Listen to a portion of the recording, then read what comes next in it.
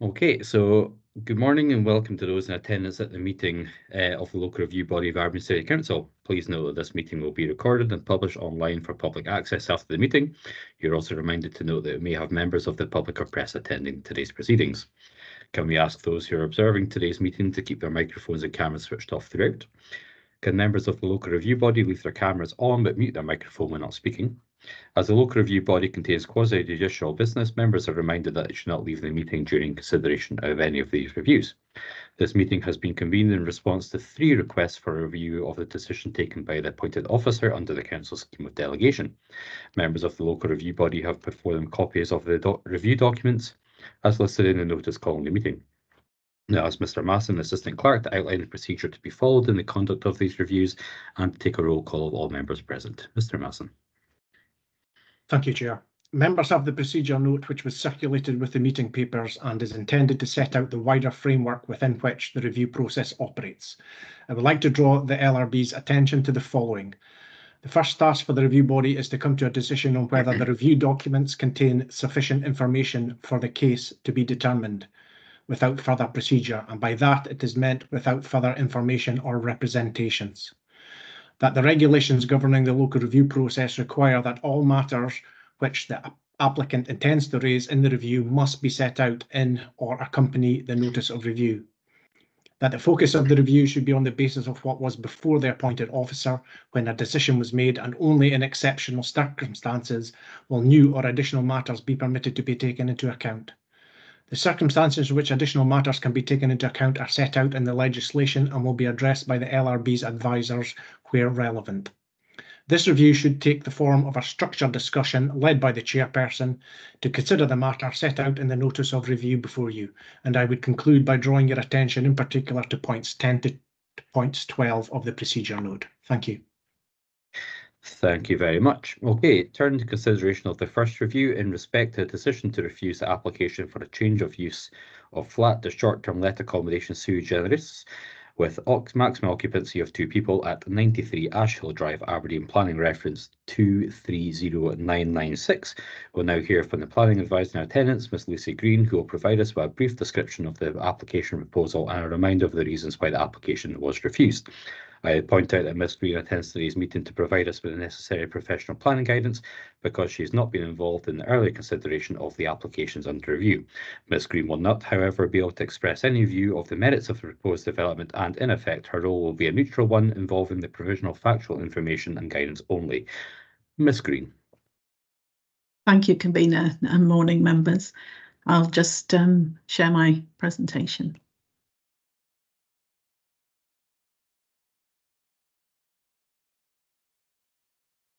Okay, so as we've noted, the review is into refusal of an application under delegated powers for change of use to a short-term let at 93 Ashhill Drive.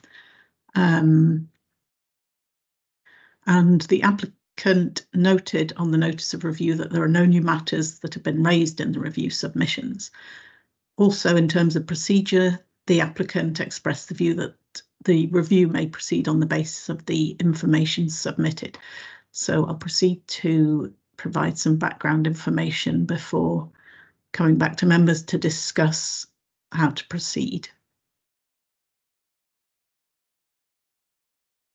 So this is the location plan.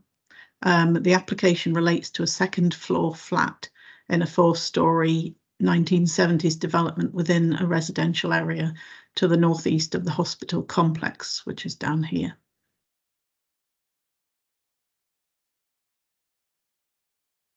Just zooming in on that a bit. That's the unit at second floor level, and the entrance is here into the stairwell. There's mention of another flat that's in short-term let use, and that's in the same block at ground floor level. Granted permission in November 2023 for 2 people occupancy.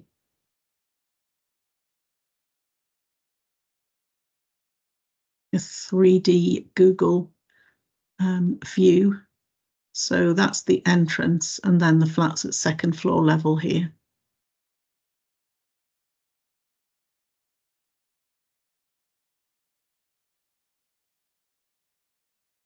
that's just, the windows are just behind the tree there. And the rear elevation just there.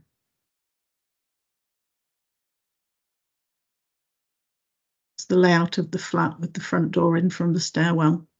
And there are 2 bedrooms accessed off a shared stairwell, which serves 8 flats in total. And there are 72 flats within the 3 blocks, of which this is one. 2 flats are accessed off the stairwell at each floor level, so 8 in total off this stairwell.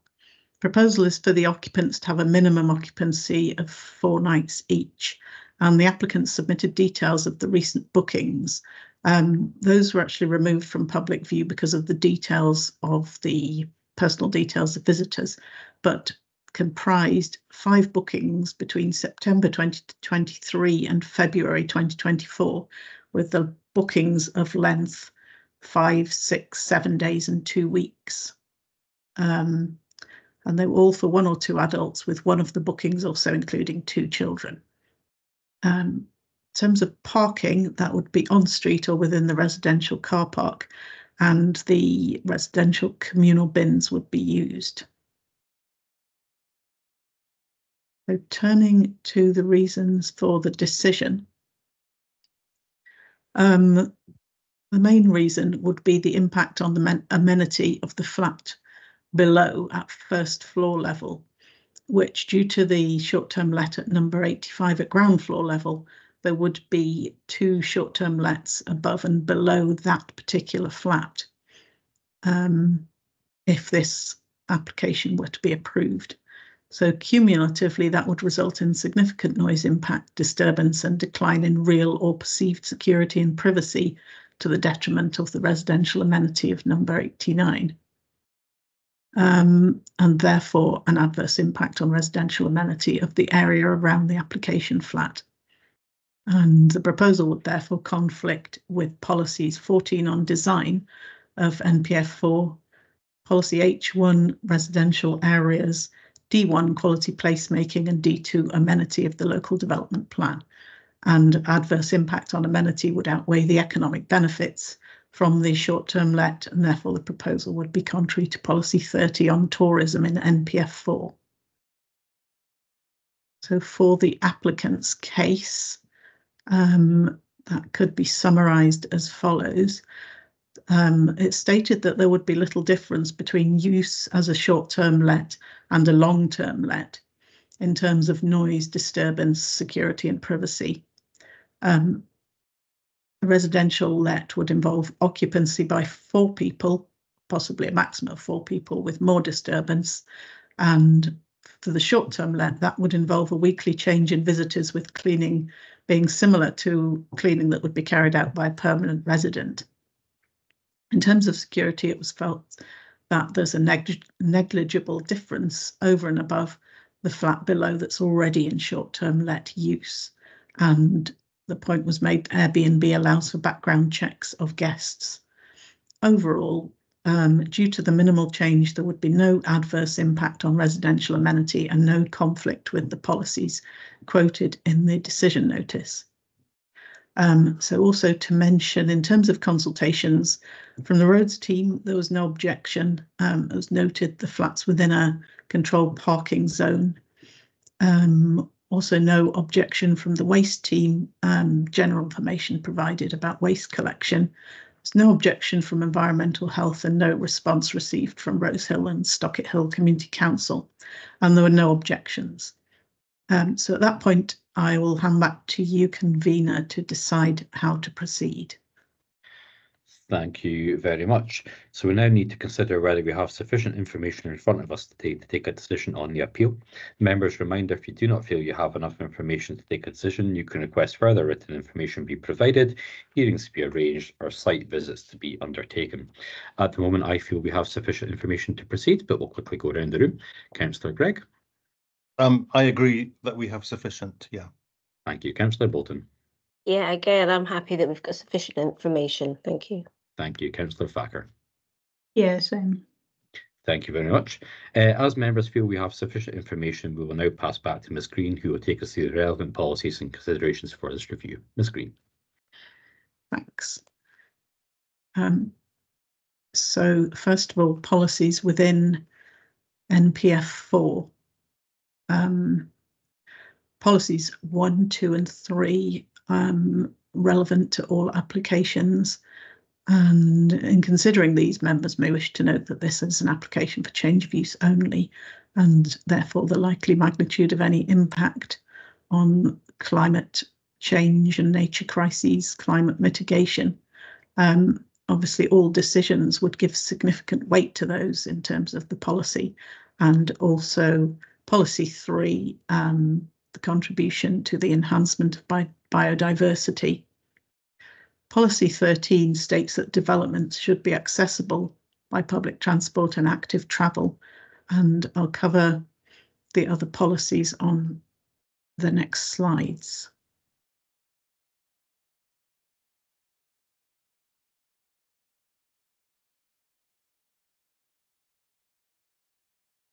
So policy 30 from National Planning Framework on tourism. It states, first of all, that development proposals for tourist facilities or accommodation should be on sites in locations identified in the LDP, and that those will be supported. Proposals for tourism-related development would take into account contribution to the local economy, the compatibility with the surrounding area in terms of its nature and scale, impacts on local communities in terms of provision of homes, the sustainable travel to the site, accessibility for disabled people, measures to minimise carbon emissions, opportunities for access to the natural environment. And then the key points for this one are in paragraph E. Proposals for the reuse of existing buildings for short-term lets will not be supported where the proposal would result in unacceptable impact on local amenity or the character of the neighbourhood, or loss of residential accommodation where the loss is not outweighed by demonstrable local economic benefits. Also, policy 14 on design. So overall, proposal should improve the quality of the area, and then there are the 6 qualities of successful places, which I've just highlighted there.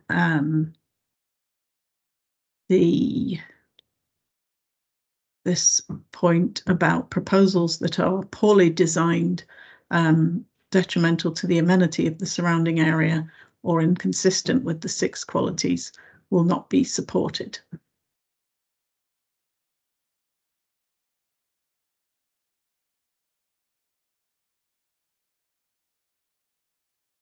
So looking at local development plan policies, the site lies within an area zoned and under policy H1 residential areas.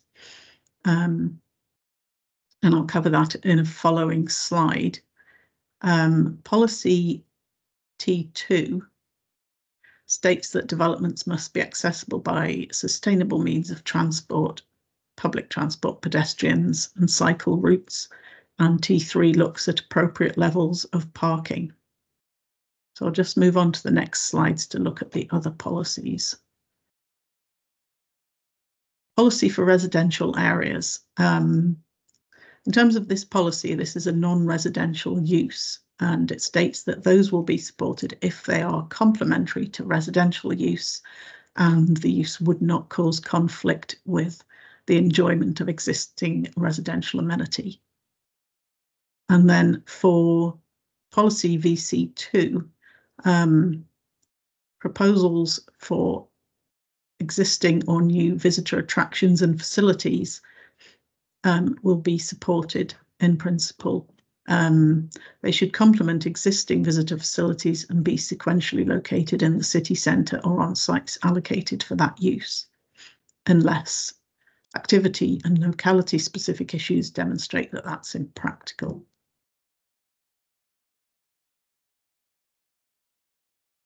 Policy D2 on amenity And it seeks to ensure the provision of amenity with various principles. And I've just picked out the relevant ones, which are ensuring that occupiers are afforded adequate levels of amenity in relation to light, noise, air quality and outlook, and that occupiers are afforded adequate levels of privacy.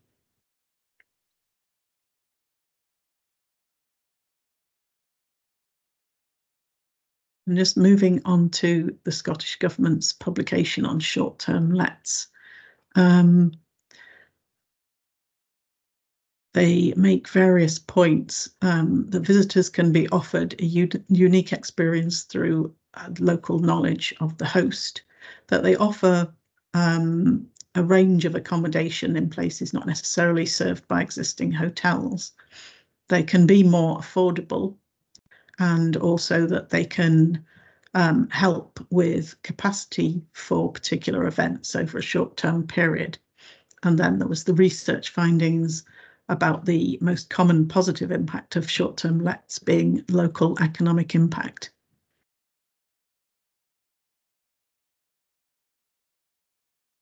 And the circular on short-term lets refers to the policy that I've just mentioned. It states that they should be balanced against wider policy objectives, and also that planning authorities may limit the grant of permission to a specific limited time span. So overall, primacy of the development plan, and the Planning Act requires that all applications be determined in accordance with the plan unless material considerations indicate otherwise, with each application treated on its merits. So for this particular site, it's within an area zoned under policy H1. And in terms of that policy, residential amenity is the key consideration. And that's also noted in the other policies that I've mentioned there. The consideration of the appropriateness of the location for a short-term let, and also the impact on the local economy. And overall, does the proposal comply with the development plan as a whole, or are there material considerations indicating otherwise? Thank you. Thank you very much, Ms. Green. Do any members have any questions? Councillor Gregg. Thank you, convener. Could I ask a question about the there was mention there of relation to housing need, that there's the potential for conflict between short-term lets and provision of housing for local residents. I think it was policy 30 of the NPF at B3. So in relation to tourism, there could be impact on local amenity and neighbourhood. So what's the view on impacting on provision of housing? Well, I obviously can't comment in terms of the merits of the case. That would be for members to decide. It wasn't part of the reason for refusal. Okay, that's fine. Thank you. Thank you. Councillor Bolton. Thank you, convener. In terms of the access at the front door, is that a keypad access? Do we know, just in terms of the security? I haven't seen anything referring to that in terms of security. Okay. Yeah. And then the final one, in terms of location of the let, obviously it's not that far, I suppose, from Westburn Park, where you've got the tennis and the bowling, and also the hospital, in terms of people who maybe are staying in the vicinity to attend. They've maybe got family at the hospital. Would that be considered as part of a suitable reason for the accommodation being in that location? Because it's not immediately adjacent to the city centre.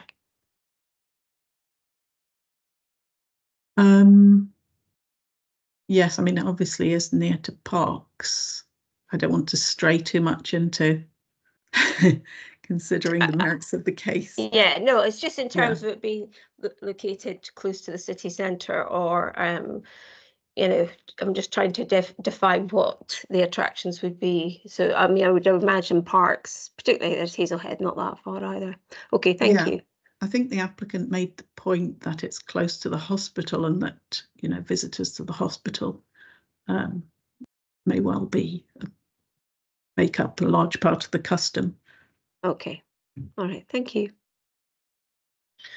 Yeah, just adding on to your question there, Councillor Bolton, regarding security, I think it's one of the traditional council buzzer entries there, but I'm looking through the information. I don't think the applicant's actually provided much information in regards to like handovers of keys or anything like that, so I'm not really sure if there's anything unless Miss Green hasn't been made aware of anything. Let me just check the form again.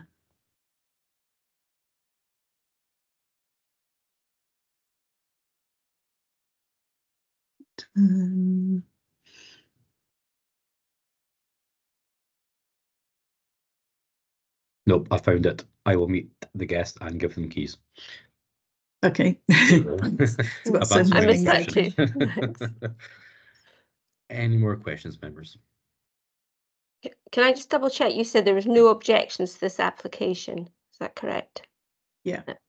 Okay. Perfect. Okay, so in accordance with the procedure note circulated, the local review body will now discuss and decide the manner in which the review is to proceed. I would highlight that all representations relating to the case have been considered and taken into account. Determination, members. Policy 30E, loss versus benefit to the local area. The loss of a property versus benefit in terms of close proximity to, along the lines of what you're saying, Councillor Ball, in terms of parks, but also to the hospital, in terms of potential workers, family visitors, or potentially for students who are staying during term time, nursing students, etc., doctor students. So do we go down the lines of, does that benefit outweigh the loss of housing?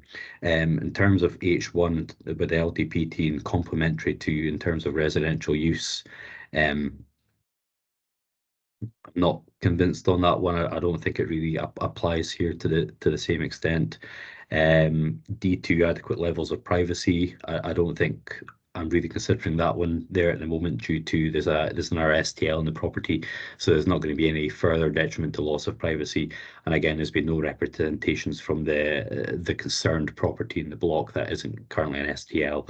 VC2 tourism and culture, I guess that also ties into what we've said about policy 30.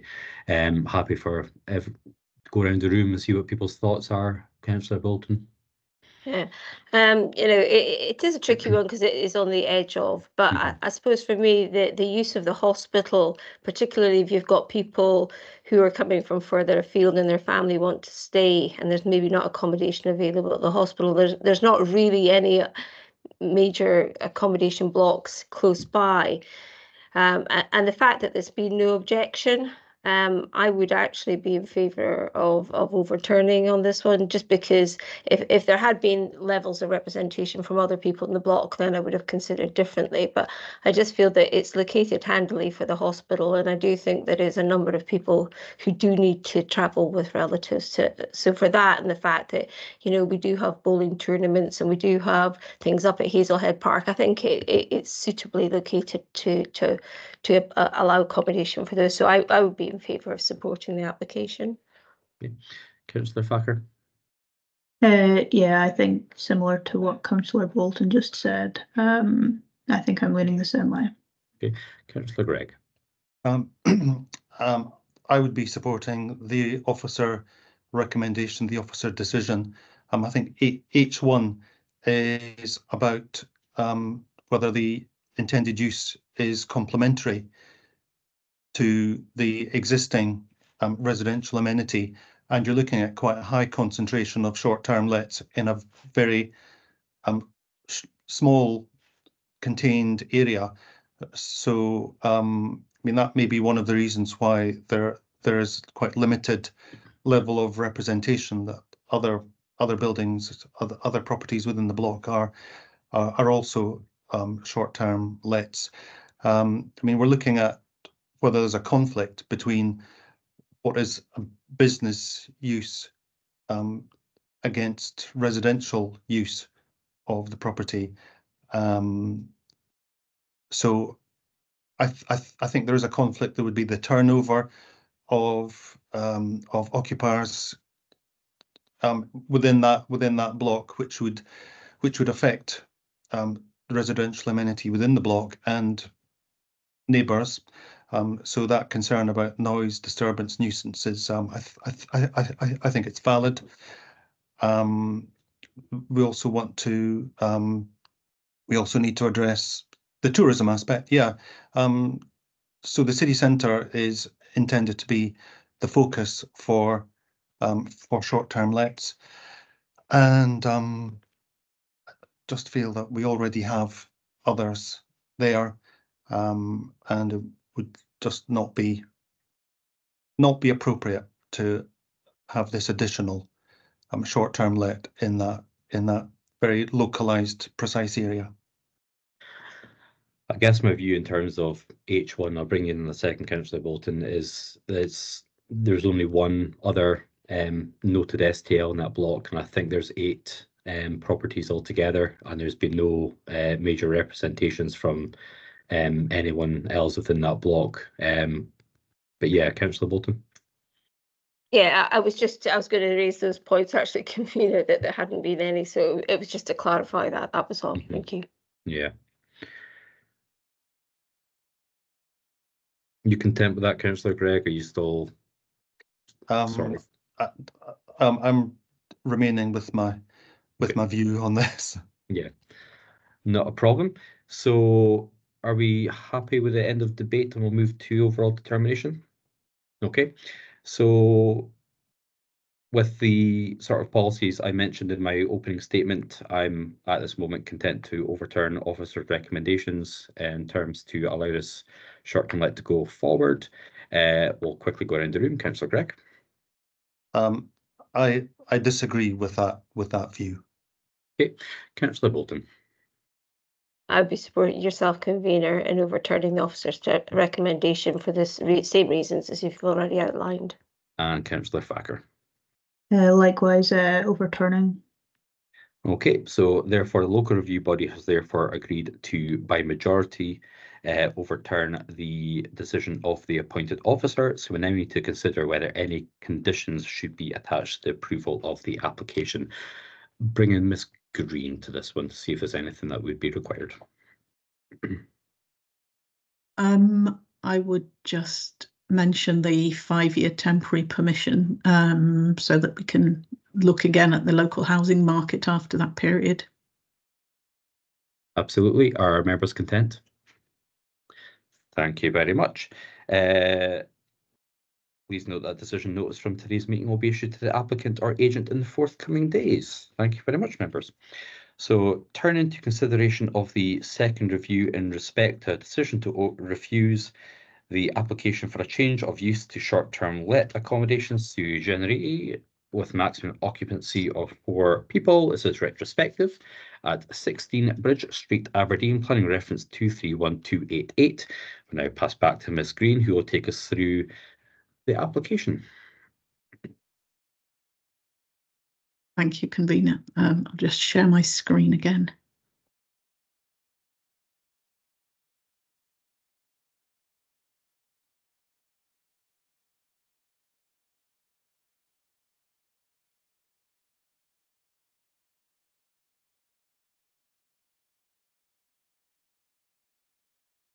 Right, sorry, it's not showing as it should do on my screen.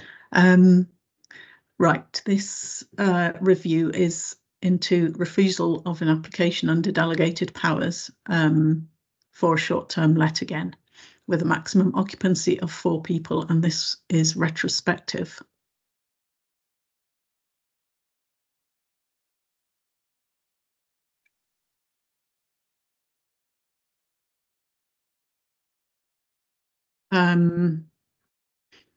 It's the location plan.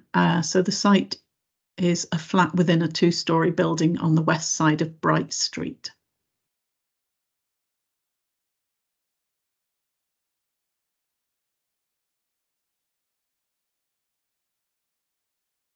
And that's just a zoomed in location.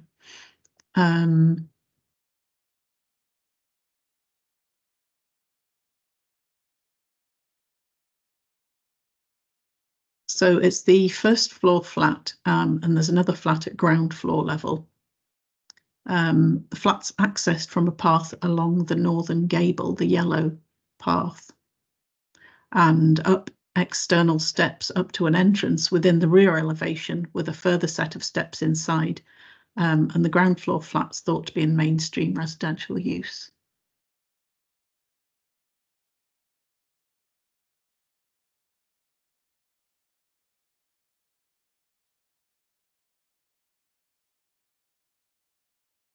And that's the 3D Google image of it. You can see the rear gardens here and the rear elevation. I've got another image which shows the steps at the rear, so I'll just move on to those.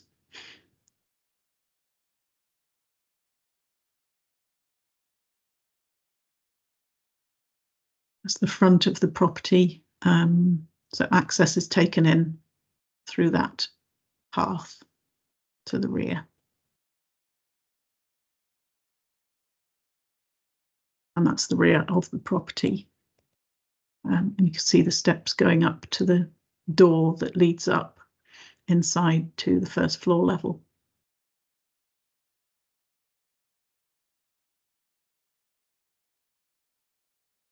And then the layout of the flat.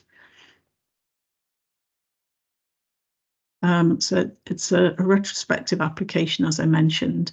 The 2 bedrooms would be used by up to 4 people for a 2-night minimum stay.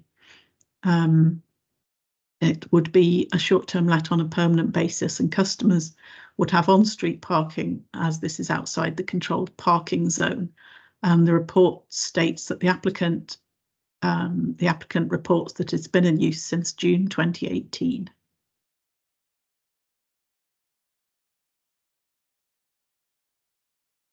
The reasons for the decision mainly relate to the location of the access door on the rear elevation, bringing transient guests into a private area, passing the rear window of the ground floor flat to use the external stairs, to the detriment of the privacy and sense of security of that resident. Also noted is walking past the rear garden to access the property and to access the rear garden in the upper section of the rear curtilage. And overall harm to residential amenity through privacy, security, sense of security and enjoyment of the garden. And despite the likely local economic benefits, the impact on local amenity would outweigh this. And the proposal was therefore detrimental, contrary to Local Development Plan Policy H1 on residential areas and Policy 30 on tourism in NPF 4. So for the applicant's case, I've summarised it as follows. They state that policy has been incorrectly interpreted, that there's an inconsistency of the determination of applications for short-term lets across the city, with only 11 out of 178 applications having been refused, and those are mainly for flats in tenements. So they state that there's a failure to account for material consideration, and they refer to various cases, which I can ask legal to advise on further if members wish. It's also arguable, they state, that there's a change of use taken place here, as there's no short-term let control zone within Aberdeen City. They state that amenity is not adversely affected by the proposal. There have been no enforcement cases and the property has good ratings on websites. That there's no impact on local housing need. that the property used to be one house, and that was back in 1999, and it was approved with access via the rear steps to the upper flat. They state that the property could be an HMO, which would be a higher risk for in terms of amenity. That the short-term letters provided accommodation for families whilst they care for relatives. And the submissions also included a letter from the resident of the lower flat, citing that they were contented with the situation and the management of the flat. That wasn't actually submitted as a representation. It came in with the submissions from the applicant. They also state public transport and nearby facilities, so that the proposal complies with policies on sustainable transport. And in terms of tourism policy, VC2 supports visitor facilities and offers of different types of accommodation. Some further points from the applicant.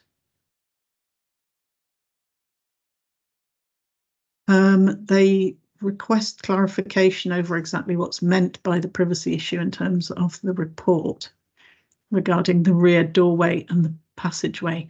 I think that seems to be a confusion over whether it's the path along the north gable, which has no windows, or the issue being the steps up to the doorway at the back. They state that permanent residents would create more comings and goings in view of the last year of occupancy having been at 62% with an average stay of 7.6 days. They suggest solutions in terms of erecting signage, requesting silence, and also the use of the 5-year temporary condition.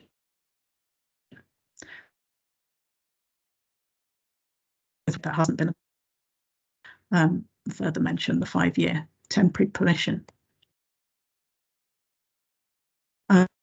They also state that guests do not walk past the neighbour's garden, and that's a factual inaccuracy. That there are no facilities, seating, dogs allowed, or drying greens provided, and that the rear garden could be removed from guest use. And they state the proposal aligns with policy H1, residential areas, and policy 30 on tourism. So in terms of consultations, there was no objection from the roads team. The site's outside the controlled parking zone and there's on-street parking available. In terms of waste, that would be via the residential waste, and there was no objection from the waste team. There was no response received from the community council, and there was one objection which related to parking pressure, increasing potential for parked cars to block driveways, the compatibility with residential use in the street, the transient population from a short-term let, and also that it could set a precedent. So at that point, I'll hand back to you, convener, for members to decide how to proceed. Thank you very much.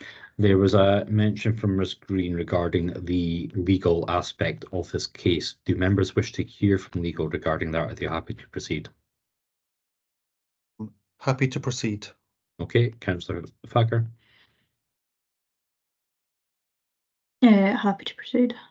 Thank you, Councillor Bolton. Yeah, happy to proceed, convener. Thank you. Absolutely. Okay. So we have agreed that we now have sufficient information to take a decision. Therefore, we'll hand back to Ms. Green, who will take us through the relevant policies and considerations for its review.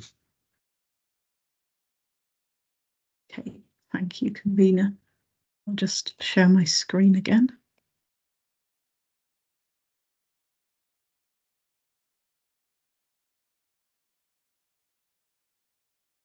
Right. In terms of development plan policies, which are obviously those in the National Planning Framework and the Local Development Plan. First of all, NPF4 policies. So policies 1, 2 and 3 are relevant to all applications. And obviously this is an application for change of use only in terms of magnitude of impact, but all decisions should give significant weight to the climate and nature crises, climate mitigation, and also contribute to the enhancement of biodiversity. Policy 12 relates to waste. policy 13 states that developments should be accessible by public transport and active travel. And I'll cover policy 30 on the next slide.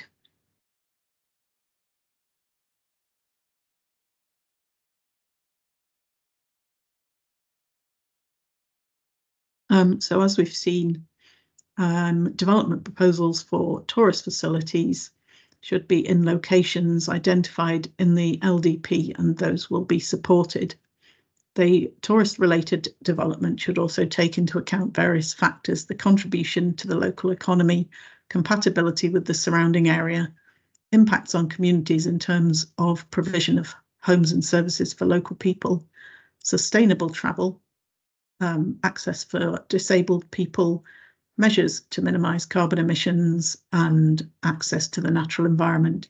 And then in terms of the reuse of buildings for short-term lets, proposals won't be supported where the proposal would result in an unacceptable impact on local amenity or the character of the neighbourhood, or the loss of residential accommodation where that is not outweighed by local economic benefits.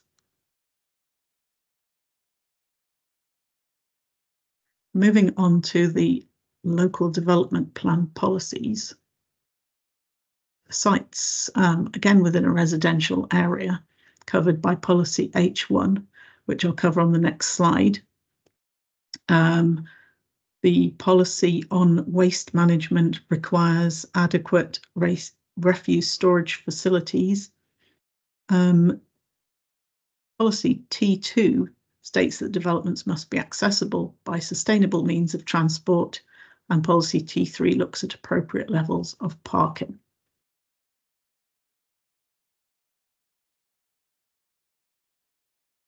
So in terms of policy H1, as the previous case, proposals for non-residential use will be supported if they're complementary to residential use and don't cause conflict with residential amenity. And then policy VC2 looks again at the location of tourist facilities, and that they should be sequentially located in the city centre or on sites allocated for that use.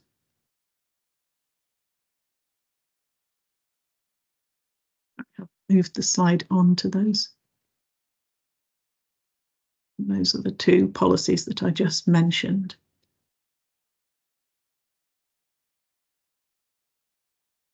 So policy D2 on amenity, again, that looks at adequate levels of amenity for residents in relation to light, noise, outlook, air quality, and adequate levels of privacy.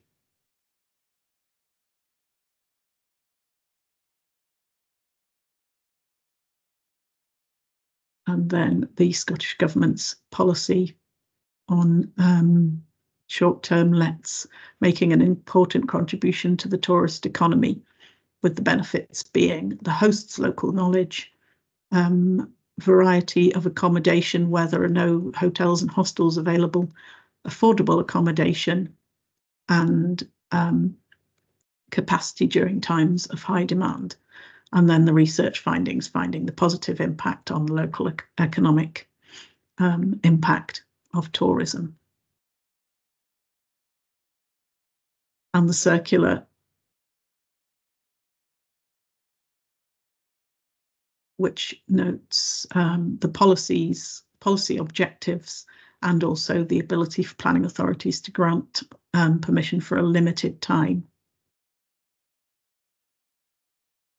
And overall, the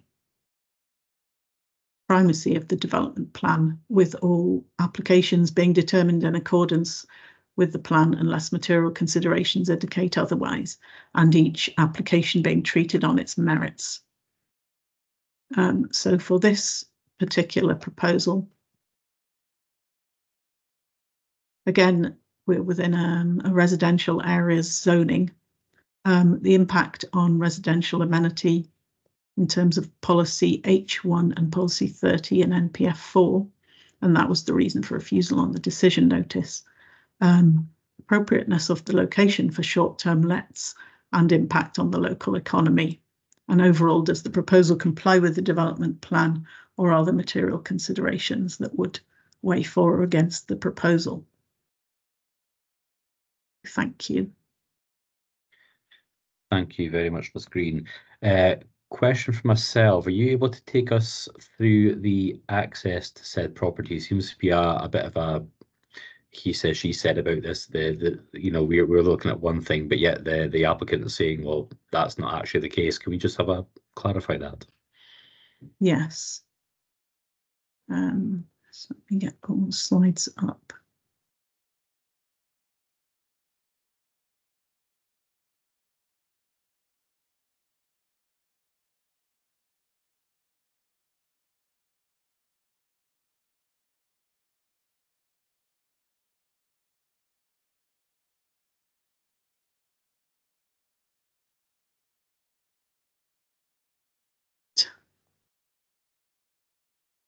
Sorry, having issues with PowerPoint not going into the right mode. No problem.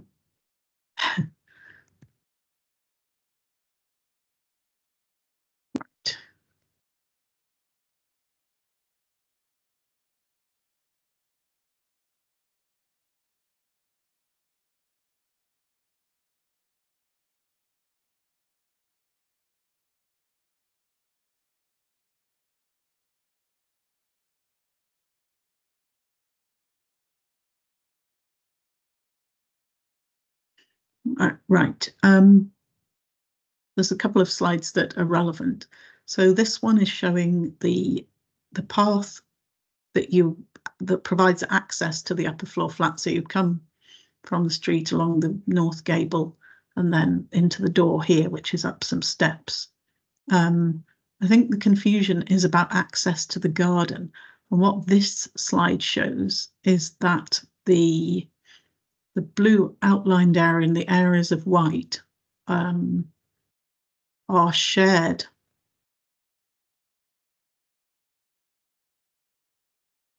for both flats, with the purple presumably being for the ground floor flat only.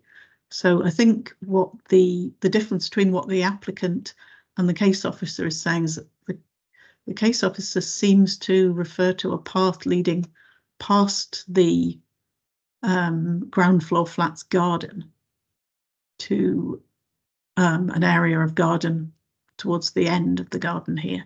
I mean, obviously, if they were able to access the garden, they would be passing this bit of private garden. But this plan seems to show the white areas as being shared access, which are obviously closer to the flats. And in terms of access into the ground floor flat,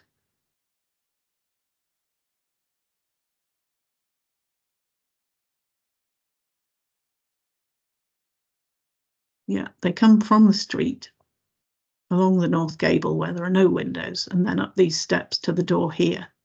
So this window here belongs to the ground floor flat, and that's where the case officer was identifying the privacy issue, that this is sort of coming into a private area with the ability to look in through the windows.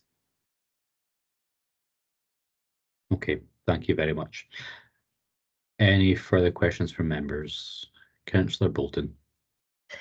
Yeah, there was reference to, it was on page 86, I think it was comments back from LCS, and it was talking about the current owners providing a supportive statement. I haven't actually found that, but it also said that the current neighbours is supportive, and I think it must have left a word, the timed 5-year planning approval. So I'm assuming it was of the timed 5-year planning approval can be provided. But have we got any verification?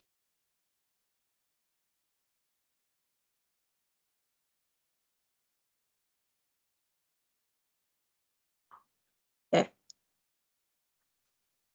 Sorry, you froze then. Yeah, I'm back again. Could you just repeat that? Please. Could you just repeat the question, please? I'm here again. Yeah, you're back in again. You keep freezing through your question. If you could go for your question again, hopefully we catch Yeah, it. sorry, it was just. Yeah, sorry. It was just that it says that the current Labour is supportive of the 5-year timed approval. And there's a statement of, I can't find that in my papers. It's just to find out if it's been verified. This is the case. What actually the statement said. There's a letter that was submitted by the applicant, which appears to come from the ground floor neighbour. Just pull that up. It's not in the agenda. I think it was in the papers. Just let me pull it up.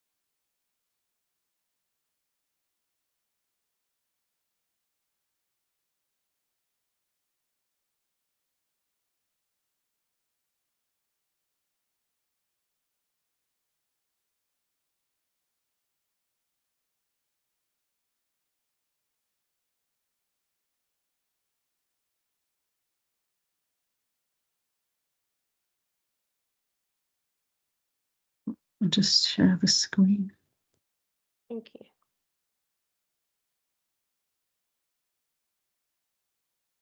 you. So this is from number 18. Okay. Sent in by the applicant.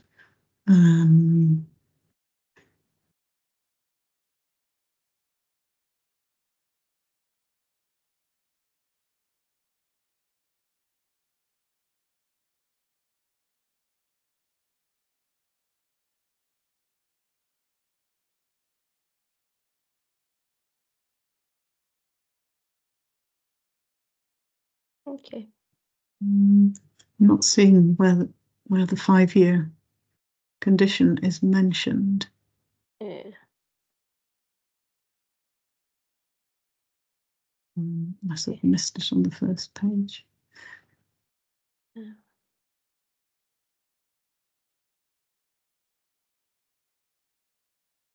I mean, it's obviously it's got the guys the address of the other flat, so that's helpful. That he's basically she is saying they're comfortable with the let. Okay, thank you.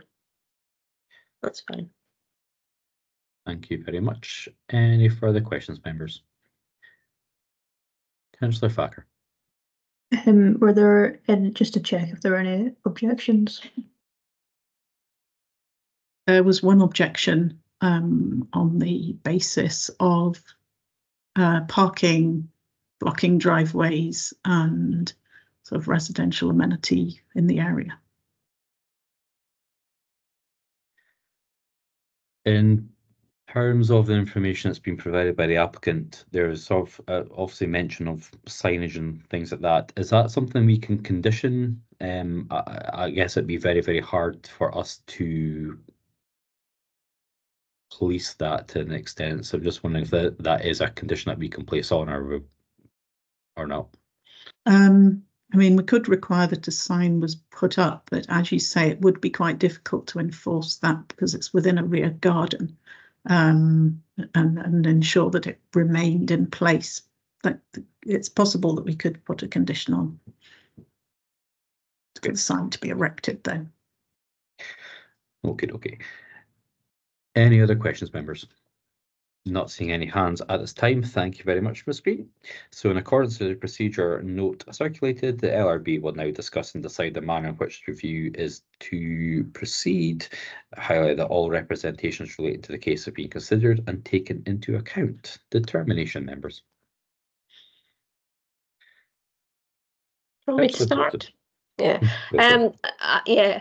I mean, I would have been inclined to support the officer's recommendation if we hadn't had a letter of support, if you like, from the adjacent flat.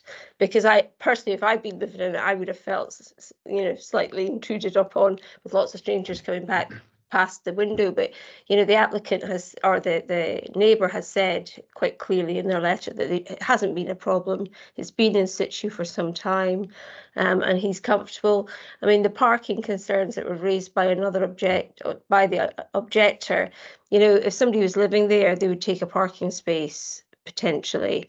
So I think that one's slightly kind of, I think I would be happy to put aside. So on that basis, again, I would be happy enough to approve the application on the basis that we'd had that email from that. Oh, Mrs. Green's come in. She's maybe good. Ms. Green. Well, I just wanted to sort of highlight that the letter came in from the applicant rather than through our representation process. That was just to clarify that point. Okay. Thank you. Right, thanks. I mean, I'm assuming though then if it turned out that it was fraudulent, that this matter would be revisited, because it's on that basis that I would be happy to approve it. But if it turned out that it was a fraudulent letter, not only would be concerned about that, but I'd be concerned about the fit and proper person test as well. So I'll leave it at that and see what everybody else thinks. Thank you very much. Councillor Gregg. Thank you, convener. I would be going with the officer's recommendations on the basis of applying the policy. I think that the proposed use as a short-term list would be incompatible with the development plan. I think mention there of even requiring or the desirability of signage does indicate that potential for conflict in terms of H1. So that concern about residential amenity, about incompatibility with residential amenities remains of concern for me. So I'd be going with the officer's recommendation and not giving permission. Okay, thank you, Councillor Thacker. I think I'd be leaning towards overturning. I think the letter from the most immediate neighbour was quite strong. And then there's no shared internal space. It's a self-contained apartment otherwise. There's obviously the external space where the sign could be a condition. The one existing neighbour is happy. And so on those bases, I'd be considering overturning. Thank you very much. Yeah, in terms of policies, in terms of 30E unacceptable impact, if it wasn't for that letter that's being provided by the applicant, I would be minded to refuse due to the access passing that window. But with that letter being provided and the saying that this has been operating for a number of years and there's been no issue, and he's not concerned about the privacy matter with that window and things like that, it's purely on that letter that I would be leaning towards accepting the application.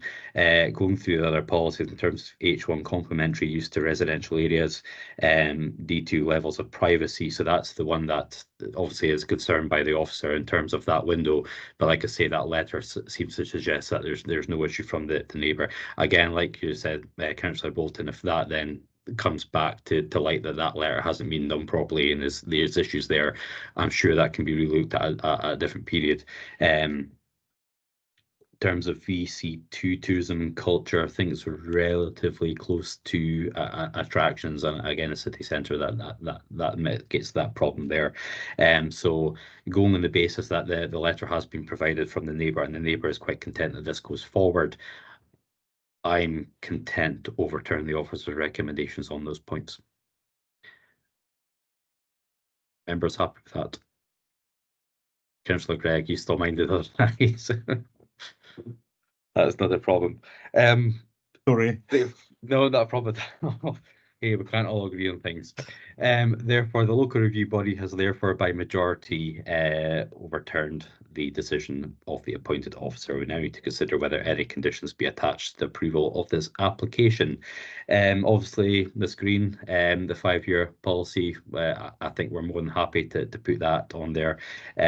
Councillor Gregg, in terms of your objection to it, would you be minded to put any condition regarding the signage to that property, given the fact that it may not be easily enforced, but if the applicant is willing to go down that route to ease minds, then I'm happy to put that condition onto it. I don't think it's a sufficient mitigation, because as I mentioned, it does flag up the potential for conflict between the upstairs occupiers and the downstairs occupiers, in terms of privacy, also in terms of the quality of enjoyment of the area, because there's very limited access to the garden area. So yeah, I'm not comforted by the idea of the sign. Sorry. That's fine.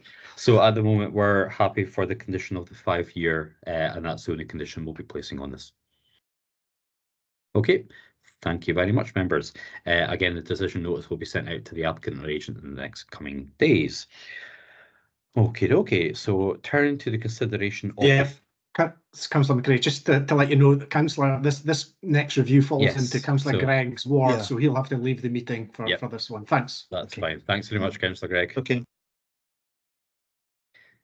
Okay.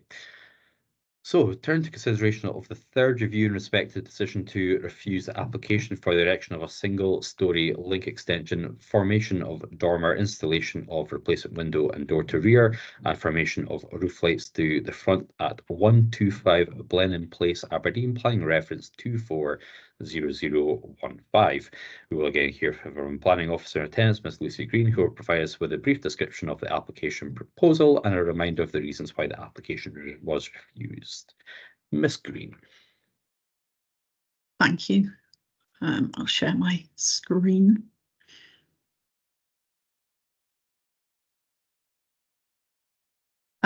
So as noted, this is a review against an application that was refused, and it was for the erection of a single-storey extension, a dormer, installation of replacement windows and door to rear, and formation of roof lights to the front. It was submitted with all the necessary information within the time limit of 3 months. The applicant has indicated on the notice of review that there are no new matters raised in the reviews.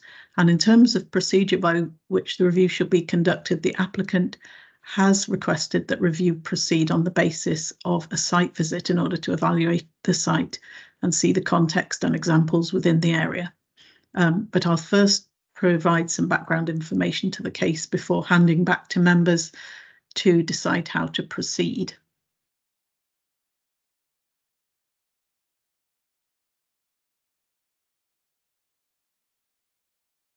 So the application relates to a terraced house on the west side of Blenheim Place, and it backs onto an adopted rear lane.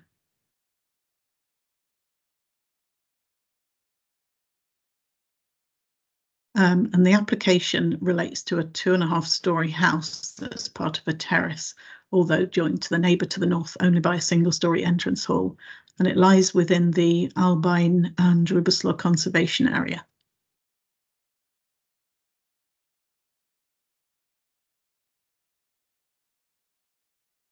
That's showing the extent of the conservation area with the property highlighted.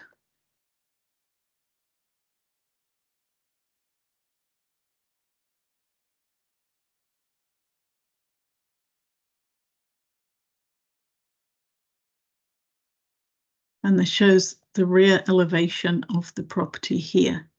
You can see the rear annex there and the existing dormer.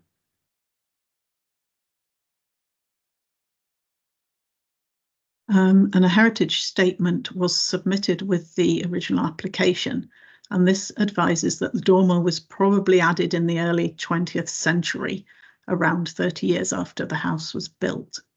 so approximately 100 years ago, and that has since been fitted with a UPVC window.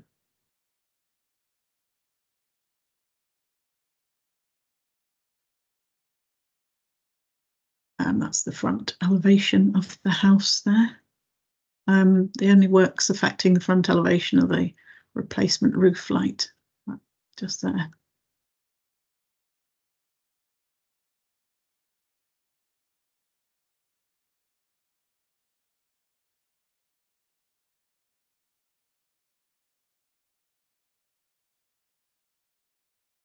So that's street view from the rear. And this is the property here.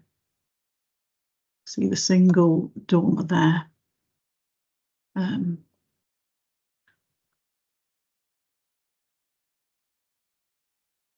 Just move on to the plans. So this shows the rear extension onto the annex, and it would project 600 mil from the existing wall of the rear annex with a flat roof, fully glazed elevation to the side.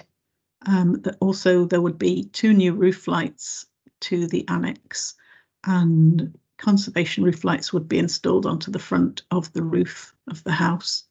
The proposed dormer would have 2 hipped roofs over the windows with a central flat roof section. So those are the 2 hipped roofs that would be at a new, and the flat roof section, and obviously the dormer there would be removed.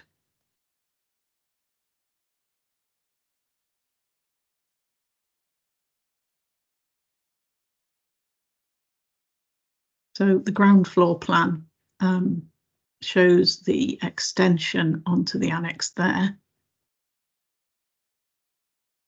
And also to note the materials, so the roofs would be in second-hand Welsh slates to the new dormers, fascias in white UPVC and grey UPVC to the small glazed extension at ground floor, doors in grey UPVC, windows to the second floor dormer in white UPVC with grey to the ground floor, and conservation style roof lights. So just show the elevations. So this is the existing rear elevation. This dormer would be removed and replaced with the dormer here. The doors, the UPVC doors, would be replaced. And then this window in the side of the annex, and then you can see the extension to the annex there. And those 2 windows would remain, which are timber sash and case. And that's just showing the neighbouring property because it's on the submitted plans. So looking at that rear elevation, the tabling between the houses is obscured by the chimney, but there's tabling similar to that style of tabling behind the chimney. The central panel of the dormers would be approximately 1.8 metres wide, and the overall dormer would be 6.39 metres wide, with 750 mil between the dormers and the tabling and the boundary. And the report states that the dormer would cover 47% of the rear roof slope. And the report also notes that the dormer to the neighbour was approved in 2009. That's that one. So just moving on to the first floor plans.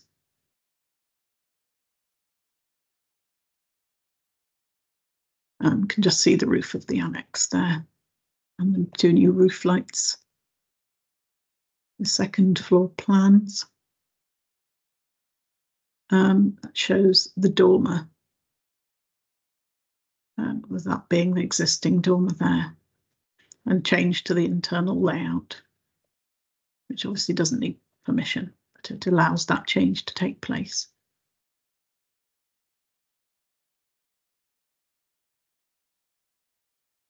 And the side elevation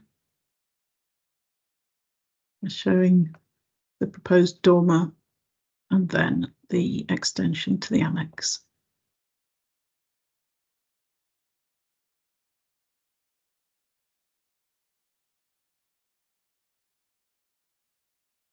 And that's the front elevation with the conservation style roof lights there.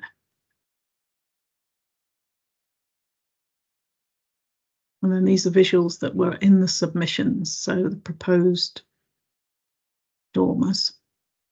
That's the neighbouring house. You can just see the relationship of the chimney with the tabling there. And that's the ground floor extension to the annex.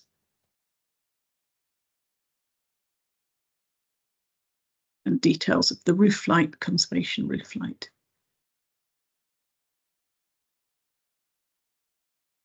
So moving on to reasons for refusal. The key points are the proposed dormer conflicts with policy D6 on the historic environment and also D8 on windows and doors. And also Historic Environment Scotland managing change guidance on roofs due to the loss of the historic dormer and the erection of the dormer that would create a significant mass on the rear roof. And the reasons state that the roof is prominently visible from the rear lane, which is adopted and public.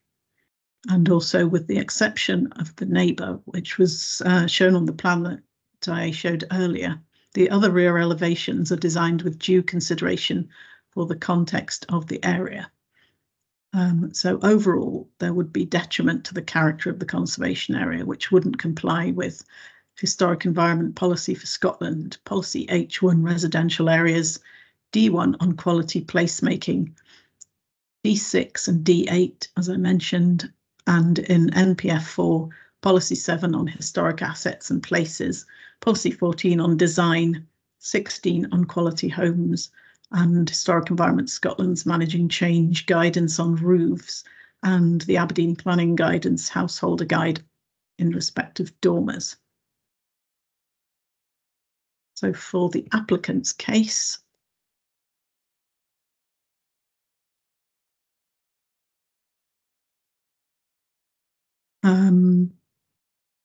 they state that there have been various revisions to the proposal since previous applications. I've got a note of those previous applications on the next slide, but the revisions to the proposal have been that the first floor timber session case windows would now remain. The roof light to the front has been altered so that it's a smaller replacement with a conservation style roof light, and that the dormer now has a peaked slated roof with a linking panel that's recessed. The heritage statement has been submitted, and it states that the dormer is not original, as I mentioned, and that the dormer has been altered so that it has a UPVC window and projecting fascia. That's just referring to the existing dormer. So that the proposal to replace it complies with Aberdeen planning guidance. That's because that guidance refers to original features rather than historic ones. The applicant also states that the single-storey extension and roof light are deemed acceptable by the case officer, and the dormer is the only reason for refusal. The proposal is sympathetic and improves the appearance of the exterior of the building and is in keeping with the surroundings. The proposals enhance the function of the upper floor for family use.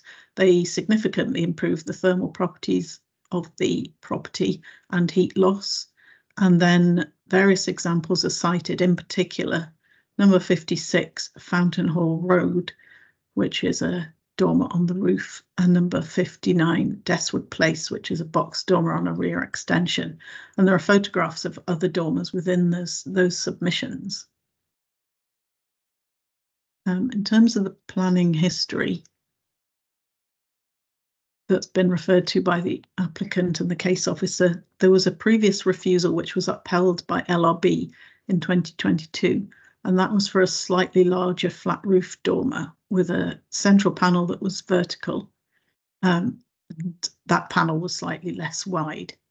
There was a larger roof light to the front, and the reasons for refusal were similar to this application in terms of the dormer, that being the loss of the historic dormer and the erection of an unsympathetic dormer, which is prominent in views from the rear lane. And then there was a refusal in 2023, which was the same proposal as the current application. It was refused under delegated powers, but the review was submitted too late. So this current application is a repeat of that 2023 one. In terms of consultations, there was no response from Queen's Cross and Harlaw Community Council. So I'll now hand back to members to decide how to proceed with the applicant having requested a site visit. Thank you very much. So we now need to consider whether we have sufficient information in front of us today to take a decision on the application. Members, reminder, if you do not feel you have enough information to take a decision, we can request further written information to be provided, hearings to be arranged, or a site visit to be undertaken. At the moment, with the slides that have been provided and the information photographs, I'm happy to proceed, but we'll go around the room. Councillor Bolton. Yeah, I'm happy to proceed today as well, convener. Thank you. Councillor Thacker. Yeah, also happy to continue. Thank you very much. So as members feel we have sufficient information to proceed, we'll now pass back to Ms. Green, who will take us through the relevant policies and considerations for us review. Ms. Thanks. Right, I'll just share my screen again.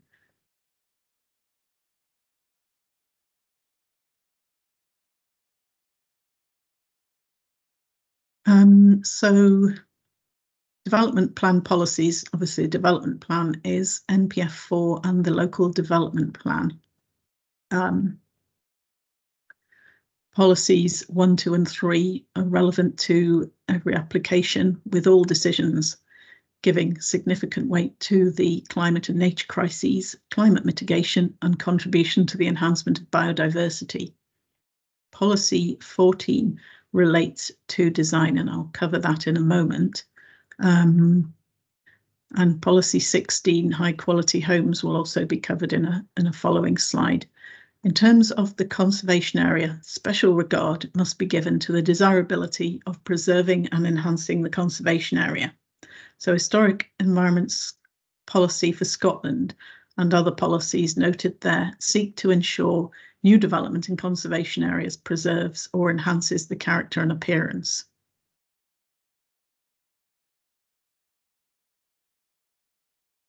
And I have a slide on policy 7, which states that proposals affecting conservation areas will only be, sorry, I'll move on to that, will only be supported where the character and appearance of the conservation area and its setting is preserved or enhanced.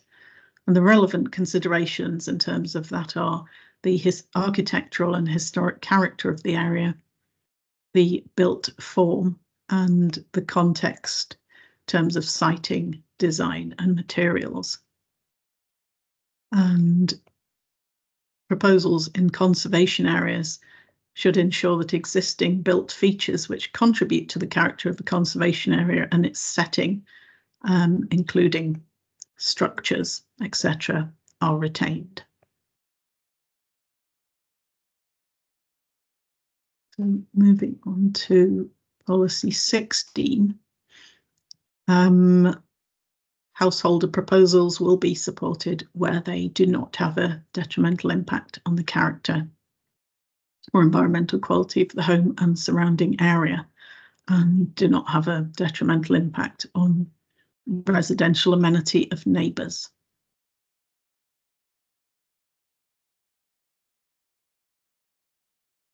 Local development plan policies. This site's again within an area covered by policy H1, which I'll look at in the next slide. Design policy, quality placemaking is also relevant, and policy D2, which covers optimising views and sunlight and levels of amenity for occupiers, including privacy. D6 on the historic environment, seeks to protect historic environment, and there's a presumption in favour of retaining historic assets that contribute to the character of conservation areas.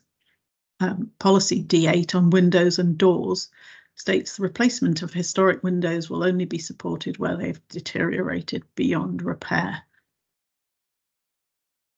And then the householder guidance, which I'll move on to in a moment, and the repair and replacement of windows planning guidance, which states that historic windows should be retained and repaired, with replacement only where beyond repair.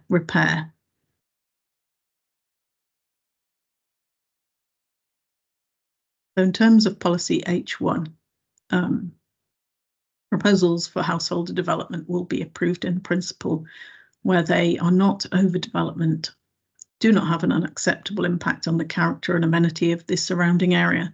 That's the most relevant point in this particular application. There's no loss of open space, and supplementary guidance, well, we've got the householder guide that I just mentioned.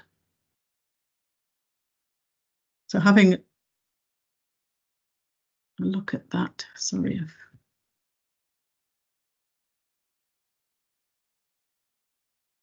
jumped. So the householder guide has various general principles as well as principles for dormers in particular. So proposals which include for dormers should be architecturally compatible in design and scale. Materials should be complementary, and any extension or alteration shouldn't overwhelm the original form or appearance of the dwelling and be subservient. And also it states that no existing dormers which were approved prior to the planning guidance should be considered to provide justification. So there's guidance for dormers in particular.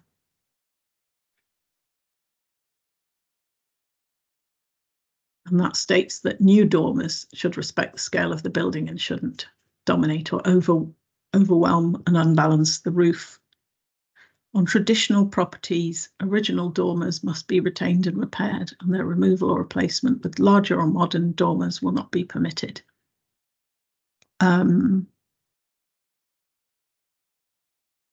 So then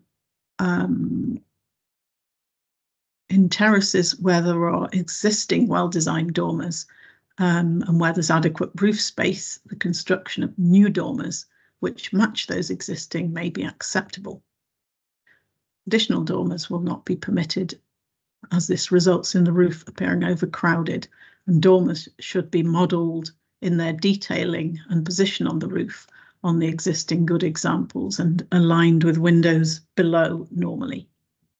So in the case of non-listed buildings in conservation areas, consideration may be given to the provision of linked panels on the private side of the building where the extension is not seen from any public area. And non-traditional style dormers may be accepted on the rear of non-listed buildings and conservation areas. It's obviously not a listed building.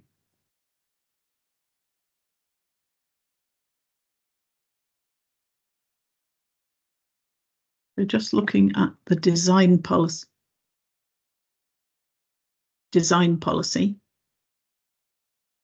I've put both the policy from the LDP and the policy from NPF4 both on design onto this slide. So the LDP policy seeks to ensure high standards of design with a strong sense of place. And similarly, policy 14 in NPF4 development should be designed to improve the quality of the area with attention to detail, local architectural styles, and designing for scale, built form, sense of place, and then attention to the finishes and the detailing.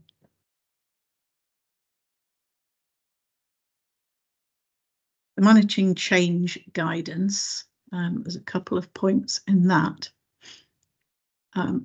emphasises the importance of roofs as elements that define the character of historic buildings, and it says that early historic dormers should be retained.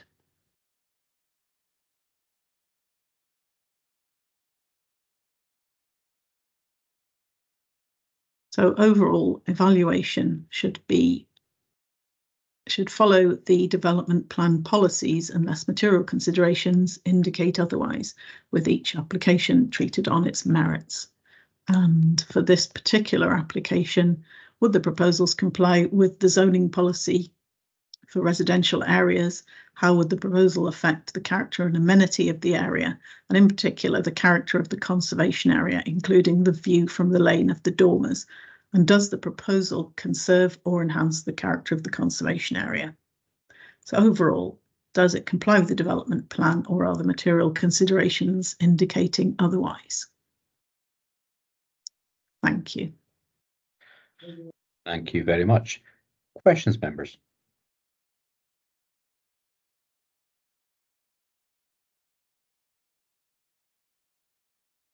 Not seeing any hands at this time. Are we happy to go forward to determination? Thank you very much. Thanks so much, Ms. Green. Okay. So in accordance to the procedural note circulated, the local review body will now discuss and decide the manner in which review is to proceed. I would highlight that all representations relating to the case have been considered and taken into account. Who would like to start? We start because I think I remember the original application where it was a box dormer, and not being a big fan of box dormer. I'm actually pleased with the redesign with the I don't know what you call it, roofs. I think that they've gone a long way in terms of the original design, and I think that the householder guide, our design guide, is exactly that, and much of it is subjective. And you know, I'm very passionate about the historic elements of our city.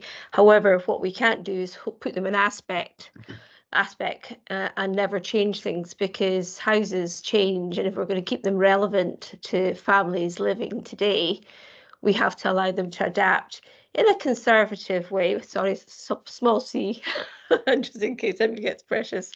You know, I think that they've done, in my view, a good job in terms of trying to reflect the conservation area. I think it does conserve what was, you know, there was a single one, and I think they've tried to reflect that in the new design with a double. And I think it's symmetrical on the roof.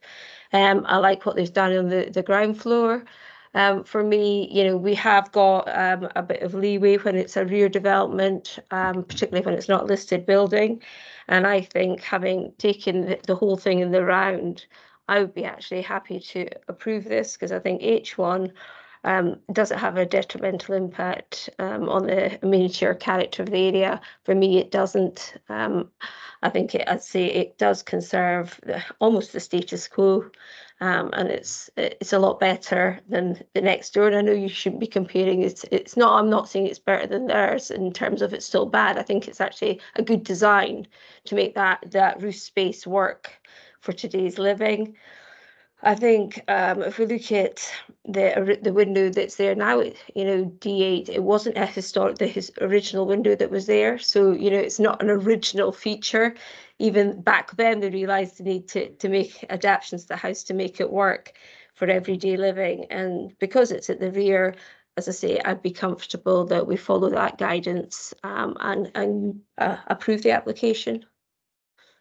Yeah, look, I would say I do remember the previous decisions on this as well, and I think it was mainly the box dormer that was the issue last time. Looking at the householder guidance, and specifically where it says architectural compatibility, I think they've done well to replicate what's there currently and enhance that roof space, and I don't think it comes across as that sort of overwhelming aspect of the original box dormer application. Therefore, I think that they have quite a long way to make this more compatible to where our LDPs and our householder guidance sits in terms of dormer windows. Therefore, I would be going down the same lines. I'm quite comfortable with where this is sitting at the moment. Councillor Thacker? Yeah, I think the same way. The changes to the front are very, very minor, and then the changes to the rear, they're modest and they're high quality. So I'd be happy to see it go ahead. Thank you very much. Therefore, I think we're all in agreement. The local review body has therefore agreed to unanimously overturn the decisions of the appointing officer. We now need to consider if any additional conditions be placed on the approval of the application. I don't think there's any conditions jumping out at the moment. I don't know if Ms. Green would want anything added into there. No, I mean, the materials are noted on the plan, so I don't think there's a need for any conditions. Perfect. Thank you very much. Therefore, the application has been overturned. Please note a decision notice from today's meeting will be issued to the applicant and agent in the forthcoming days. That brings us to a close of today's meeting. Thank you very much, members, for attending. Thank you very much. Thank you. Thanks.